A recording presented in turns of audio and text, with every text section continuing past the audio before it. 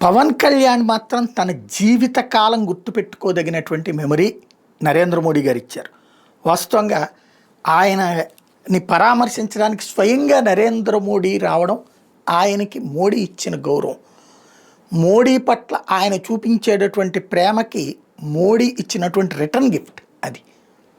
ఒక ప్రధానమంత్రి మన రాష్ట్రంలో, ఉమ్మడి రాష్ట్రంలో ఈ 77 ఏళ్లలో ఎవరింటికన్నా వెళ్ళారా ఇట్లాగా ఏది ఒక 21 సీట్లు వచ్చినటువంటి పార్టీ, అధికార పార్టీ వాళ్ళ దగ్గరికి వెళ్ళేది లేదు, మామూలు కలుస్తుంటారు అంతవరకు ఏది విడిగా. అట్లాంటి ఒక అద్భుతమైన అవకాశం, కుటుంబాన్ని ప్రేమగా పలకరించడం, ఒక్కొక్కళ్ళతో మాట్లాడడం, వాళ్ళ కుమార్తెలు ఏం చదువుతున్నారు ఇవన్నీ తెలుసుకోవడం, వాళ్ళ అబ్బాయి ఏం చదువుతున్నాడో తెలుసుకోవడం, అందరితో అభిమానంగా మాట్లాడడం, ఆప్యాయంగా మాట్లాడటం, ఇది మోడీ గారు ఆయనకి ఇచ్చిన గౌరవం.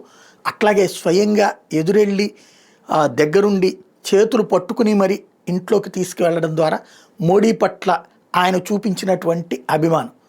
ఇద్దరూ కూడా ధన్యులే. మోడీ ఆయన ఇంటికి రావడం అనేది పవన్ కళ్యాణ్ జీవితంలో ఒక మధురమైనటువంటి ఘట్టం.